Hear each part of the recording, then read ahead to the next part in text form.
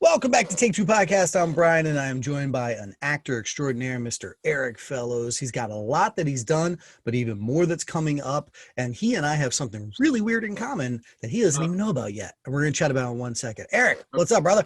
What's going on, man? Nice thanks for jumping on. I appreciate having you here. All right, let me just get it out of the way. Okay. Born in Silver Spring, Maryland in 1981. That's me. Now get this, kind of funny. Okay. Very similar. I'm going to be excited about that in 1 second. I actually was born in 80. In 80, okay. Because I actually just had my 40th, October 2nd. Congrats. Happy birthday. But for some reason, for the longest time, IMDb and the train followed it, said I was born in 81. And I wasn't going to change it. I'm like, all right, you want to think I'm a year younger? I'll be a year younger. I'll say when we're in my 30s. But, okay, now that's crazy. Okay. Yeah. So both my co-host Tony and I are both 1981. Okay. So we joke about that often all the time. Yeah. And I was like, "What, Silver Spring?" So I was born in Holy Cross. Are you from Silver Spring though? I was born in Holy Cross.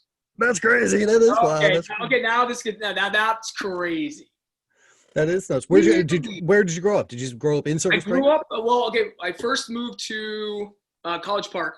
My grandmother was my family was living in College Park. My grandmother and then my aunts. And then my one aunt lived in Laurel, but then I quickly moved to Beltsville. Nice. Beltsville, Maryland. Yeah. So I predominantly grew up in Beltsville, Maryland, College Park area. I went to high school at High Point High School. Oh, okay. I was Laurel. We hated you. Where'd you go? I did Pilates and then Laurel. So we were rivals when I was up. I got a story about Laurel. It's so funny because Laurel. This is hilarious. We will talk acting at some point, folks. I promise. Oh my God. Okay, so real quick, I'll get through it quickly. So I played high school basketball at High Point High School in 96, 97. I wasn't too fond of the coach. I'm sure he'll never see this, but I wasn't too fond of the coach. We didn't get along. We bumped heads. So I literally, in the middle of the summer league, left High Point High School, went and tried out for the summer league for Laurel High School. Okay. And ended up, they wanted me to replace the point guard.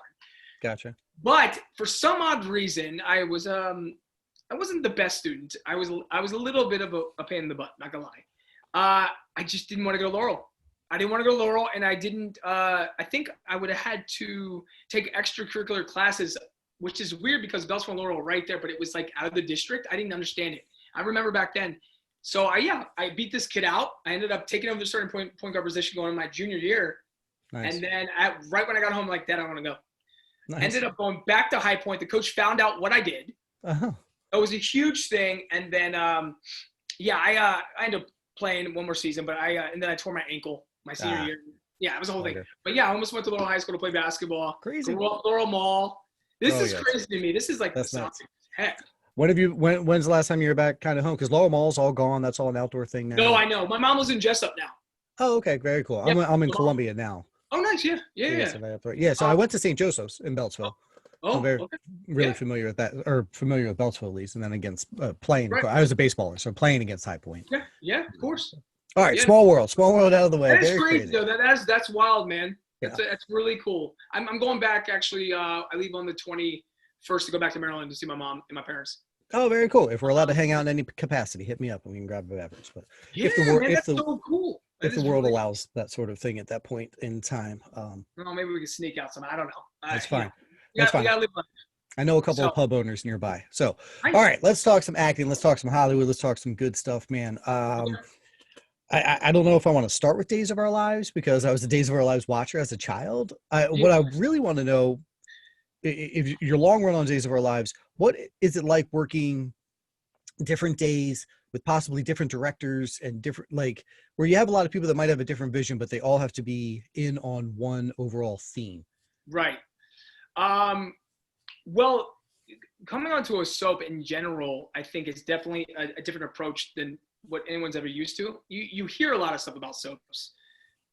You hear the stories, and a lot of it's true. I mean, it was a nerve-wracking when I first got there because, I mean, you think you're confident. You booked the gig. Now you've got a recurring on a show and could possibly turn into a contract. And I mean, my first scenes were with John Aniston. I remember right away. And it wasn't because I was nervous as an actor. I was nervous because they were doing everything in one take. Hmm. There is no 2 takes. Oh, really? It's like Wow. they're shooting them.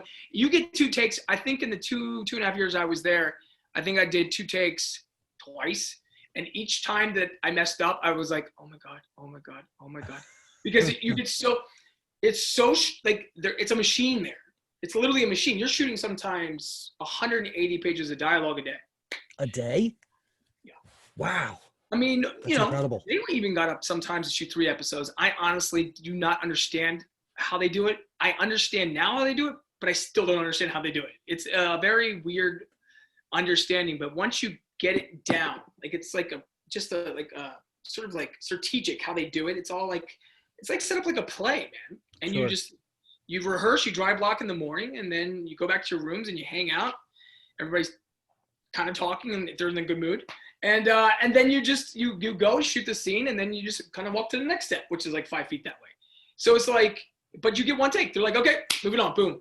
Okay. Boom, boom, boom. If you mess up, you can fumble a line, kind of blow the whole line, and then still move forward. Wow. And you're like, and they're like, you can't ask to do it again. You can, but it trains your brain to be very, very focused, on point, get very familiar with dialogue. It was, I actually had an interview this morning, and I said it's like a boot camp for acting. I mean, it gets you really prepared for like what's out there. So you'll be prepared when you get 10 takes in a primetime show, or like, on a film, it's much different. You're just shooting 3 to 6 pages a day on a film. That's crazy. You know what I mean? Like, that's so 180 pages. It's nuts. So I have a lot of respect for anyone who's ever been on a soap, been through the soap world. I've worked with some really great actors, and some amazing actors have come out of soaps. A lot of amazing actors have come out of soaps. Sure. So, I mean, look, you do have to be, I think, a little bit, self-conscious about the fact that if you get complacent in that style, because it is a style.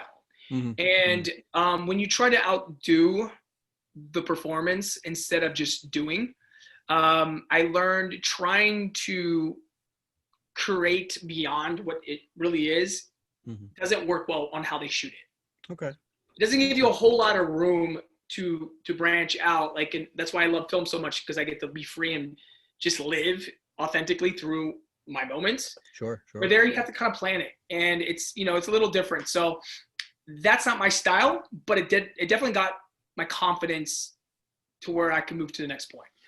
I'm grateful for it, for sure. It almost sounds like every actor at some point should try and do that style of filmmaking, just to kind of give them that kind of like knowledge of, hey, James Franco did it. Yeah, James Franco did it years ago. He wanted to do it. He said, I want to do it. I want to see. And he even admitted in interviews how tough it was. That's crazy. It's not tough once you understand it. It's just wrapping your head around it. I have a hard time whenever I go back to something like that, because I'm strictly on the fact of living in the moment. Like, I don't do a whole lot of preparation. I literally, my understanding of acting at this point is literally right now. Like, you're just going. Yeah. Pre-planning something is never, we don't pre-plan. You don't know what I'm about to say next. So how would you know how to react? Sure. So, but I honestly, I'm very grateful for the opportunity. It opened doors for me, and it helped. I met a lot of people, and a lot of people that I work with on the Bay now were on days, and still are on days. My brother that's on the show, Brandon Beamer, he's on days. So he's been on soaps for 15 years. But crazy. Just, I wouldn't turn it down. I just grateful for it. I'm happy that I did it. Very cool. All right. So segue that to the Bay, are there similarities a little bit, maybe a little more relaxed in the scheduling? Yeah. I mean, we shoot more like all locations. There's some set stages, but more or less locations, more prime time. Okay. You got beautiful visuals, you have drone shots, so it's shot much more like a prime time, more like a Melrose Place. That's the feel of the pace of the show. They always said it was like a fine line between daytime. It's like breaking the boundary between daytime and prime time. Because we have a lot of daytime stars on it, but we also have now a lot of film stars on it. We have a lot of prime time and daytime stars. And the show's done really well. So, been part of it for a long time. And it's crazy to see that we're in 6th season. That's awesome. And, congrats. Yeah, I got to give Gregory and Christos credit because they started from scratch and they brought a lot of people together, and some of these people are some of my closest friends now. So All those exterior shots have got to be a lot of fun. yeah, I tried to book a role once on something that similar, but they realized they would go over budget on the SPF 50 sunscreen because of my Irish skin. So they're like, no, sorry, we can't do it. they're All gonna right. give you an umbrella for you. Exactly. All right, let's talk some movies, man. Right now, you've got Break Even. It's out on Amazon Prime, folks. You can grab that right now. You can watch it right now. Spend just a couple of dollars, throw it their way, so you can watch it. I read the premise. I'm sorry I didn't get around to watching it, but it looked pretty wild. A bunch of people find a bunch of cash on the island, but it was put there on purpose. Yeah, no, it's I can't give too much away Yeah. for anyone who hasn't seen it. So far, the response has been really, really cool, man. I mean, it's a genre type film. It's within a demographic. It's a younger based sort of understanding, but I wouldn't say that anyone. I would say it's between the age of 17 to 40. Well, anything past that, they might think it's a little bit too much. But it's it's kind of like in the vein of Fast and Furious on a lower scale, meets like Into the Blue, with like a little fool's gold. There's some comedy in it. My characters, I play the character of Dash. Dash, he is a down on his luck guy who can't seem to get a break.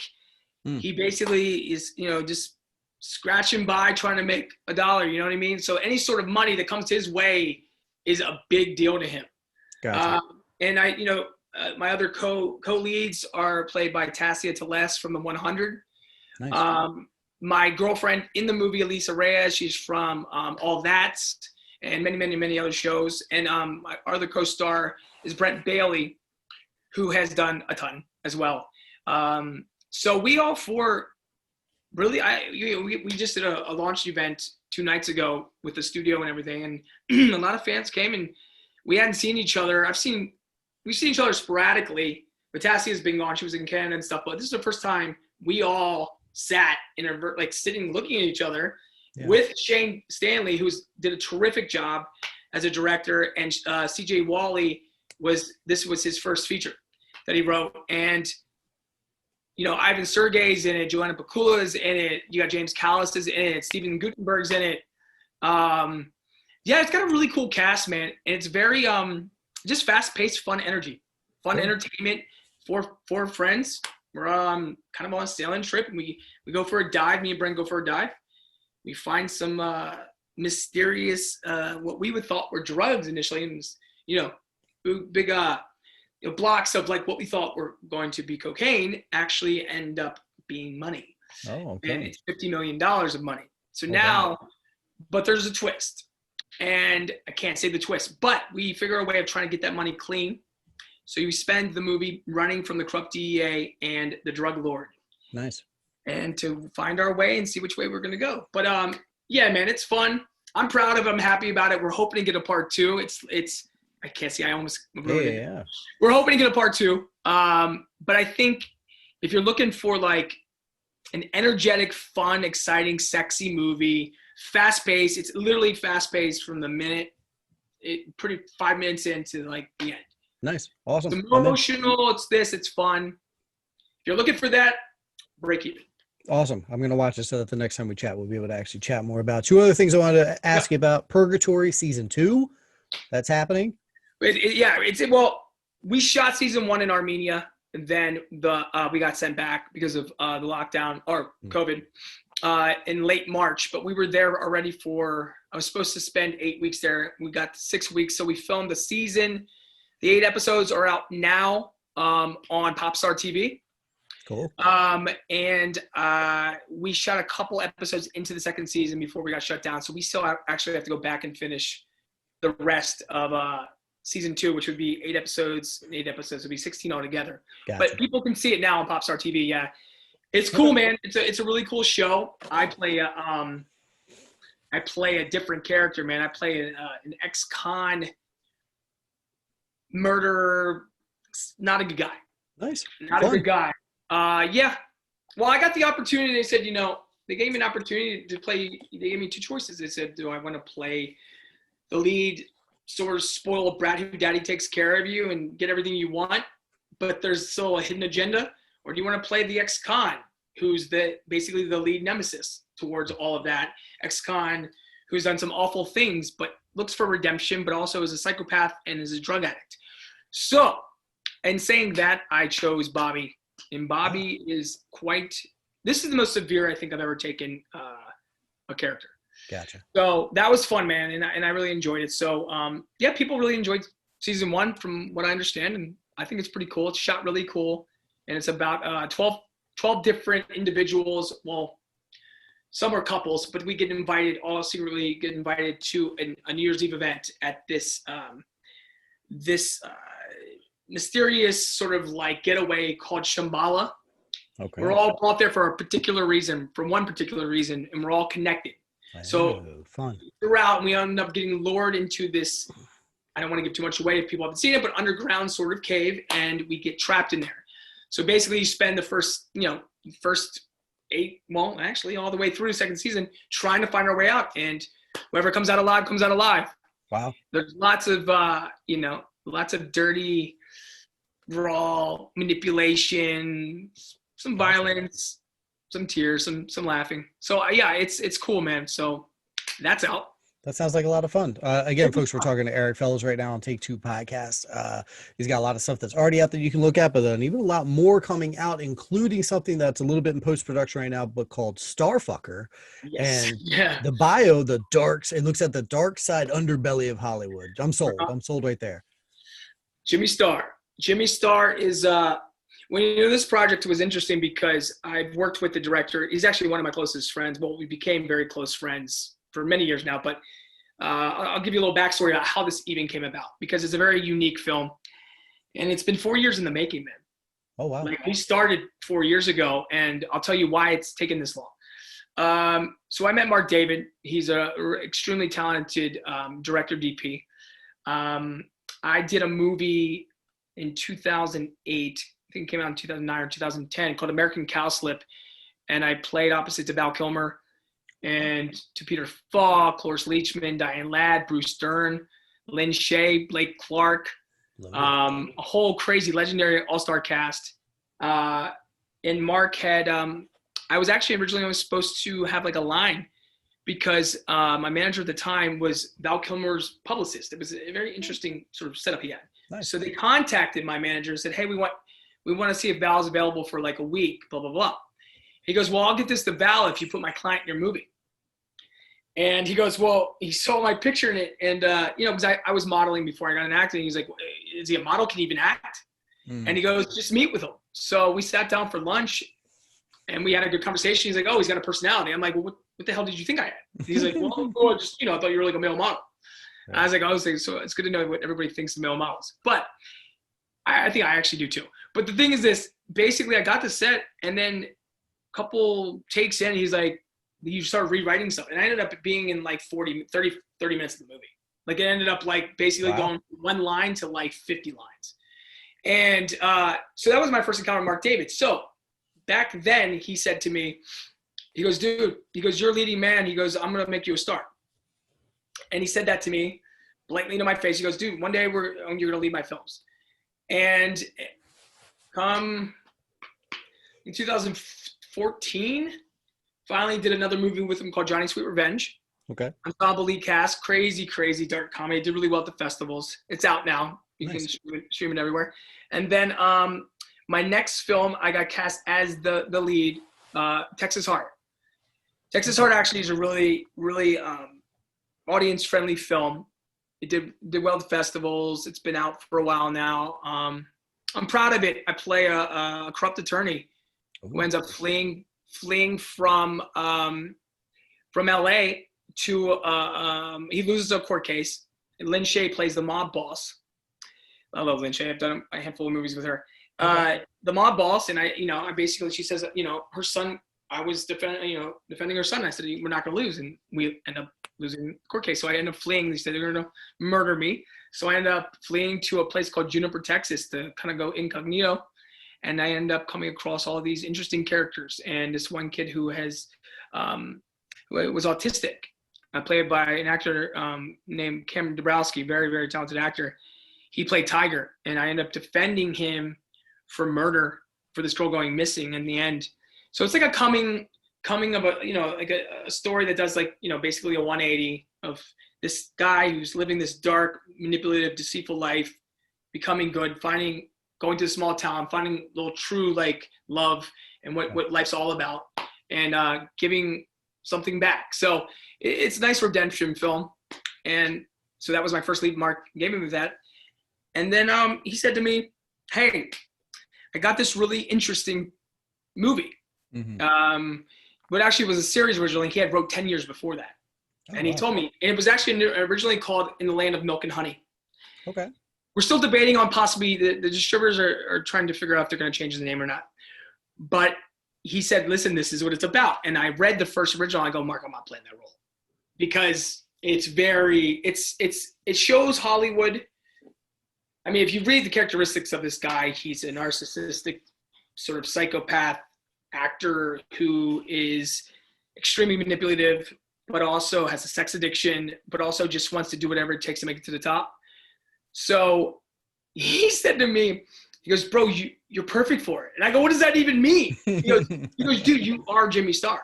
And I go, I don't know if that's a compliment, but lo and behold, after 3 years of him asking me to do it, I finally said, let's do it. So we got the original funding. We shot 75% of it, and we ran short of money. And then Me Too happened. And it has a lot to do with Me Too. A lot of really what Hollywood doesn't show. The real, but it's a dark comedy. So, we found the humor to take light of it, even though we actually ended up being kind of a dark, twisted path with that dark humor. It's just a movie that I think people can understand on many levels, but honestly, we didn't hold back. Like, we didn't hold back at all. So finally we shelved it. I was like, this is not the good time for it to come out, man. 2 years went by, an investor came in, saw what we had shot. He liked most of it. He goes, you have gold here. I want to raise the stakes. Okay. So he threw some more money at it. And then finally we're at the end here. So it's coming. Cool. I actually just spoke with him. So it's coming very soon. It'll be the first or second quarter of next year. Gotcha. Okay. Yep. Very cool. Folks, Mr. Erik Fellows, check it out right now on The Bay, on Purgatory Season 2. Break Even is out. You should check that out immediately. See Break Even. Come on. Here we go. All right, go. We're leading straight to Break Even, and that's what we'll push on all of our socials too. And the best flag in the union from the best state. This guy, Mr. Erik Fellows, is from Maryland. I just realized I need to rep more Maryland stuff in my background. I was going to say. Yeah. Where are you living? Where are you? Oh, yeah, you can't say where you live. I'm in Columbia. Oh. Yeah. Oh, that's right. You're in Columbia. Okay, that's right. You're the famous one. I'm not. I can say it.